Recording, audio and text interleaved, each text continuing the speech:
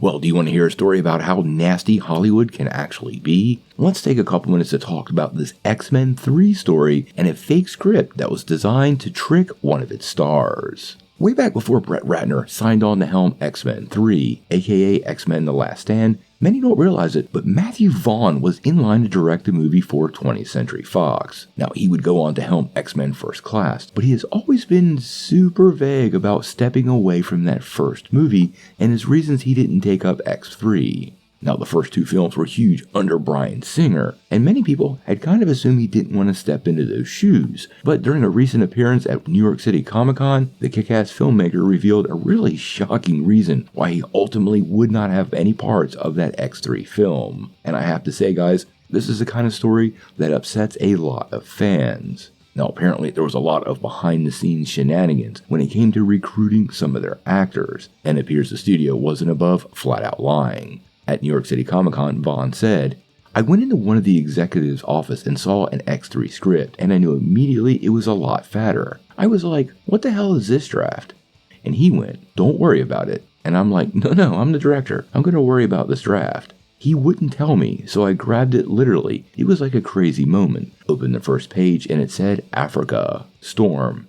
Kids dying of no water. She creates a thunderstorm and saves all these children. Now, apparently Vaughn had read over what he felt was a pretty great idea without initially realizing what was going on, because this was actually an attempt to trick Halle Berry. He went on to say, "I went, what is this?" And they said, "Oh, it's Halle Berry's script." I went, okay, because she hasn't signed up yet, but this is what she wanted to be, and once she signs up, we'll throw it in the bin. I was like, wow, you're going to do that to an Oscar-winning actress who plays Storm? I'm out of here, so I quit at that point. Now, I have to say, this is the kind of thing that really makes me like a guy.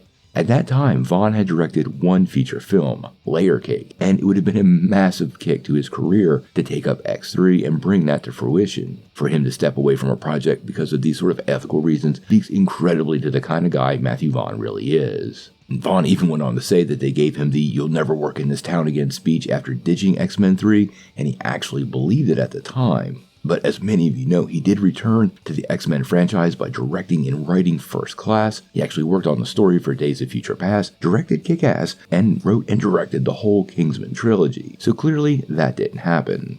Now, quite honestly, I'm not surprised by any of this. You hear some horror stories out of Hollywood, and I would not be surprised at all to see Fox Studios basically lie to their actors to get them to secure their roles. It really does make me wonder how often this happens, where an actor is presented with a script that the studios already know will be completely rewritten, and it's basically a bait and switch game that would absolutely infuriate me if I was in the same position. Now, we obviously are going to see a lot more of Matthew Vaughn, whether he returns to the Marvel Universe or continues to work on Kingsman. We're going to have to wait and see, but he's a great director, and honestly, hearing this story only makes me like it more.